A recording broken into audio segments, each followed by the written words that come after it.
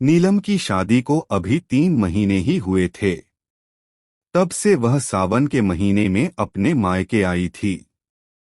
रक्षाबंधन पर अपने 2 छोटे भाइयों को राखी बांधने के बाद उसे अपनी ससुराल लौट जाना था। रक्षाबंधन 10 अगस्त को था। 3 अगस्त को जब वह घर में मां के साथ कामकाज में हाथ बंटा रही थी, तभी उसके मोबाइल की घंटी बजी। वह काम छोड़कर कमरे में गई और मेज पर रखे मोबाइल को उठाकर देखा। फोन उसके पति बाबूराम का था। उसने तुरंत कॉल रिसीव की। उसके हेलो कहते ही बाबूराम की आवाज सुनाई दी, नीलम तुम दातागंज आ जाओ, मैं तुम्हें गोपाल सिद्ध का मेला दिखाकर लाऊंगा। नीलम ने बहाना बनाकर उसे टालना चाहा तो बाबूराम बोला, देखो नीलम, ऐसा मौका बार बार नहीं आएगा, इसलिए आ जाओ। मैं तुम्हारा इंतजार कर रहा हूँ। बाबूराम ने अधिकार भरे शब्दों में अपनी बात कहकर जगह बता दी और फोन काट दिया। नीलम को बाबूराम पर बिल्कुल भरोसा नहीं था। 3 महीने में वह उसे जितना जान पाई थी, उससे उसे लगता था कि बाबूराम उसे पसंद नहीं करता। लेकिन वह उसका पति था और जिद कर रहा था, इसलिए जाना उसकी मजबूरी थी। उसने अपनी मां को बताया और फिर अपनी छोटी बहन संगीता को साइकिल पर बैठाकर दातागंज चली गई। जब देर शाम होने पर भी नीलम संगीता के साथ वापस नहीं लौटी तो उसकी मां को चिंता हुई। मां ने यह बात अपने पति हरभजन को बताई तो उन्होंने नीलम और संगीता की खोजबीन शुरू की। नीलम की ससुराल में फोन करके पता किया तो वे दोनों वहां भी नहीं गई थीं। बाबूराम भी घर पर नहीं था। हरभजन का परिवार बदायूं जिले के थाना दातागंज क्षेत्र के गांव केशोपुर में रहता था। उसकी 2 बेटियां थीं और 2 बेटे। जब 2 दिनों तक खोजबीन करने के बाद भी बेटियों का कोई सुराग नहीं मिला तो उसने थाना दातागंज में बाबूराम के विरुद्ध भादमवी की धारा 364 के तहत अपहरण का मुकदमा दर्ज करा दिया। जानता के विशाल रिपोर्ट गया निभाई क्योंकि बाबूराम के खिलाफ रिपोर्ट इसलिए लिखाई क्योंकि उसी ने फोन करके नीलम को दातागंज बुलाया था। दातागंज के थाना प्रभारी विपिन कुमार ने बाबूराम के बरेली के थाना कैंट क्षेत्र के गांव भुवापुर स्थित घर पर दबिश दी तो वह घर पर नहीं मिला। इस पर विपिन कुमार ने बाबूराम के मोबाइल नंबर को सर्विलांस पर लगवा दिया। 9 अगस्त को विपिन कुमार को बाबूराम के धौलाघाट पुल पर होने की सूचना मिली तो वह पुलिस टीम के साथ वहां जा पहुंचे। बाबूराम वहां मिल गया। पुलिस उसे गिरफ्तार करके थाने ले आई। थाने में जब उससे पूछताछ की गई तो उसने बताया कि उसने अपनी पत्नी नीलम और साली की उनके ही दुपट्टे से गला घोंटकर हत्या कर दी थी और दोनों की लाशें ढका गांव में उसके मामा के गन्ने के खेत में पड़ी हैं। ढका गांव दातागंज से 40 किलोमीटर की दूरी पर था और जिला बरेली के थाना विशारतगंज क्षेत्र में आता था। थाना प्रभारी विपिन कुमार अपनी टीम के साथ उसे लेकर विशारतगंज गए। वहां से वह स्थानीय पुलिस के साथ ढका गांव पहुंचे। बाबूराम के मामा के खेत में खोजबीन की गई तो नीलम और संगीता की सड़ी गली लाशें कंकालनुमा हालत में मिली। पुलिस ने प्राथमिक कार्रवाई करके दोनों लाशों को पोस्टमार्टम के लिए मोर्चरी भेज दिया।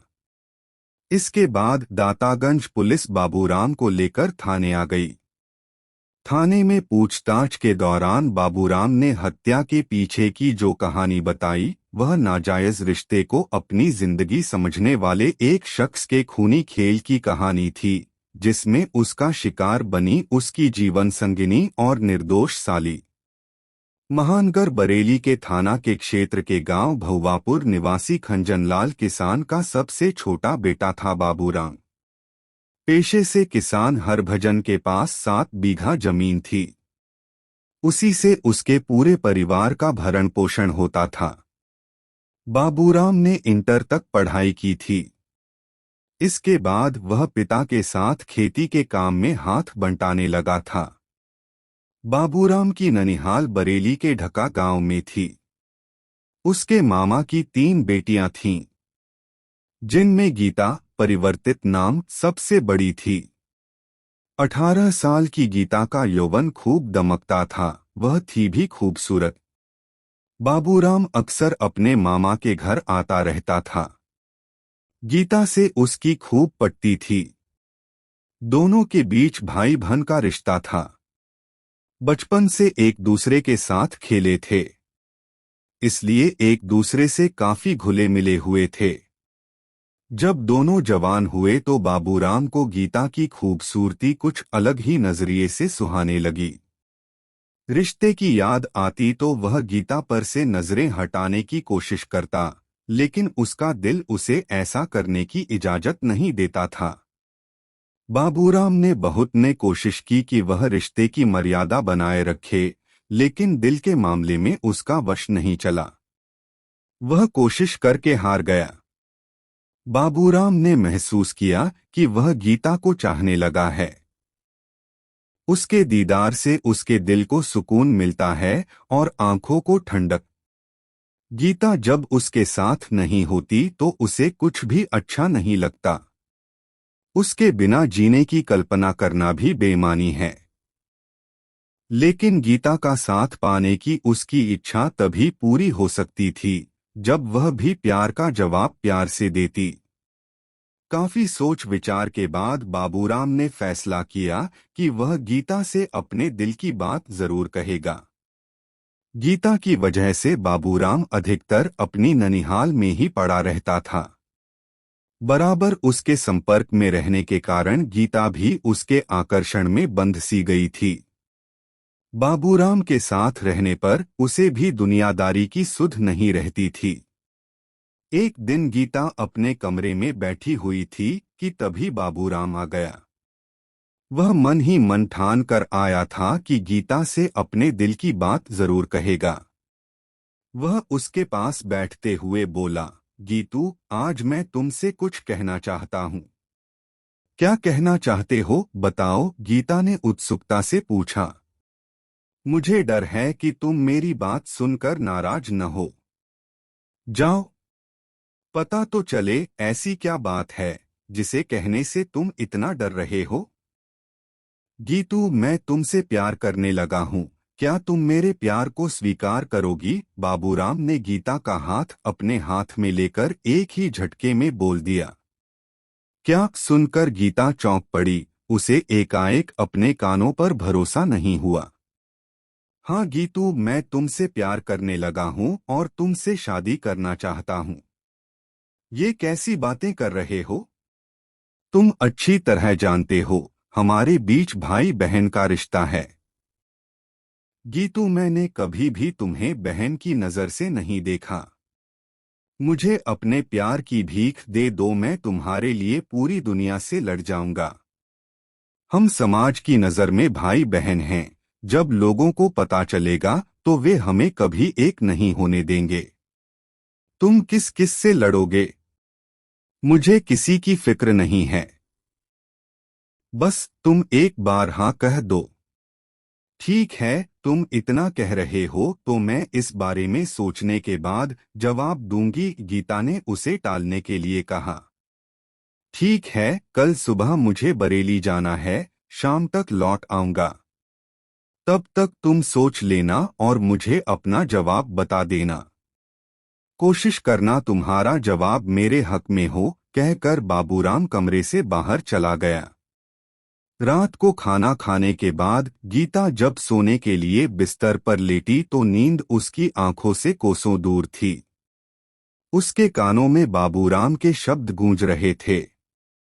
उसने अपने दिल में झांकने की कोशिश की तो उसे लगा कि वह भी जाने अनजाने में बाबूराम से प्यार करती है, लेकिन भाई बहन के रिश्ते के भय से अपने प्यार का इजहार नहीं कर पा रही है। अब जब बाबूराम प्यार की बात कर रहा है तो उसे पीछे नहीं हटना चाहिए। जिंदगी में सच्चा प्यार हर किसी को नहीं मिलता। ऐसे में वह बाबूराम के प्यार को क्यों ठुकराए? काफी सोच विचार कर उसने फैसला कर लिया कि उसे क्या करना है। अगले दिन की सुबह गीता के लिए कुछ अलग ही थी। बाबूराम के प्यार में डूबी हुई वह खोई खोई सी थी, लेकिन किसी को भनक तक नहीं लगी कि उसके दिमाग में क्या चल रहा है। उधर उस दिन गीता को बेसब्री से बाबूराम के लौटने का इंतजार था। बाबूराम रात को लगभग 9 बजे घर लौटा और घर के लोगों से मिलकर गीता के कमरे में आ गया। उस आते ही गीता से पूछा, गीतू जल्दी बताओ तुमने क्या फैसला लिया। बाबूराम, मैंने रात भर काफी सोचा और फैसला लिया कि गीता ने अपनी बात बीच में ही रोक दी। यह देख बाबूराम के दिल की धड़कन तेज हो गई। वह उत्सुकतावश गीता का हाथ पकड़कर बोला, बोलो गीतू, मेरी जिंदगी तुम्हारे फैसले पर ही टिकी है। तुम्हारे इस तरह चुप हो जाने से मेरा दिल बैठा जा रहा है। बाबूराम की हालत देखकर गीता एकाएक खिलखिलाकर हंस पड़ी। उसे इस तरह हंसते देखकर बाबूराम ने उसकी ओर सवालिया निगाहों से देखा तो वह बोली, मेरा फैसला तुम्हारे हक में है। यह सुनकर बाबूराम खुशी से झूम उठा और उसने गीता को बाहों में भर लिया। गीता खुद को उससे छुड़ाते हुए बोली, अपने ऊपर काबू रखो। अगर किसी ने हमें इस तरह देख लिया तो कयामत आ जाएगी। हमारा प्यार शुरू होने से पहले ही खत्म हो जाएगा। क्या करूं गीतू, तुम्हारा फैसला सुनकर मैं पागल सा हो गया था। ठीक है, लेकिन लोगों की नजर में हम भाई बहन हैं, इसलिए वे हमारी शादी नहीं होने देंगे। हमारी शादी जरूर होगी और कोई भी हमें नहीं रोक पाएगा, लेकिन यह तो बात की बात है। वैसे हमारे बीच जो भाई बहन का रिश्ता है यह एक तरह से अच्छा ही है, इससे हम पर कोई जल्दी शक नहीं करेगा। गीता भी बाबूराम की बात से सहमत हो गई और फिर उस दिन से दोनों का प्यार परवान चढ़ने लगा। दोनों एक साथ घूमने और फिल्में देखने जाने लगे। बाबूराम और गीता मामा फूफा के बेटा बेटी होने की वजह से भाई बहन लगते थे। ऐसे में दोनों के बीच जो कुछ भी चल रहा था उसे प्यार नहीं कहा जा सकता। दोनों बालिग थे, इसलिए नासमझी भी नहीं। बहरहाल उनके बीच पक रही खिचड़ी की खुशबू बाहर पहुंची तो लोग तरह तरह की बातें करने लगे। धीरे धीरे यह खबर दोनों के घर वालों तक पहुंच गई। सच्चाई का पता लगते ही दोनों घरों में कोहराम मच गया। परिवार के लोगों ने एक साथ बैठकर दोनों को समझाया, रिश्ते की दुहाई दी, लेकिन उन दोनों पर कोई असर नहीं हुआ। हालांकि घर वालों के सामने दोनों ने उनकी हाँ में हाँ मिलाई और एक दूसरे से न मिलने का वादा किया। उस वादे को दोनों ने कुछ दिनों के लिए निभाया भी, लेकिन कुछ दिनों बाद वे दोनों फिर मिलने लगे। ऐसे में बाबूराम के पिता ने उसकी शादी करा देने का निर्णय लिया। शादी भी ऐसी की चट मंगनी पट गया। भौवापुर गांव के ही एक परिचित ने उन्हें बदायूं जिले के गांव केशोपुर निवासी हरभजन की बेटी नीलम के बारे में बताया। यह बताने वाला परिचित हरभजन का एक रिश्तेदार था। नीलम को घर में पूनम के नाम से बुलाते थे। वह दातागंज के चिरौंजी लाल इंटर कॉलेज में इंटर की छात्रा थी। नीलम बहुत ही सरल व शांत स्वभाव की युवती थी। वह बालिग हो चुकी थी, इसलिए उसके पिता को उसके विवाह की चिंता सताने लगी थी। जब नीलम के लिए बाबूराम का रिश्ता आया तो वह मना नहीं कर सका। उसके बाद सब कुछ इतना जल्दी तय हुआ कि उसे इतना वक्त नहीं मिला कि बाबूराम और उसके परिजनों के बारे में कुछ पता लगा सके। बाबूराम के घर वाले तो कुछ जानना ही नहीं चाहते थे। वह तो जल्द से जल्द उसकी शादी करके उसे बंधन में बांधना चाहते थे, जिससे वह गीता से सारे रिश्ते तोड़ दे। रिश्ता तय होने के बाद इसी साल 16 मई को दोनों का विवाह हो गया। नीलम मायके से विदा होकर अपनी ससुराल आ गई, लेकिन बाबूराम ने उसमें कोई रुचि नहीं दिखाई। बाबूराम पर तो गीता की दीवानगी छाई हुई थी। वह किसी हाल में उससे अलग होना नहीं चाहता था। वह अपनी शादी होने से तो नहीं रोक पाया, लेकिन शादी के बावजूद वह नीलम को अपनी जिंदगी की जीनत नहीं बनाना चाहता था। इसीलिए वह उसके साथ बेरुखी से पेश आने लगा। वह बात बात पर उस पर चिल्ला पड़ता, उससे उल्टा सीधा बोलता। उसकी हरकतों से नीलम समझ गई कि वह उसे पसंद नहीं करता। जरूर उसने किसी मजबूरी के तहत उसने विवाह किया है।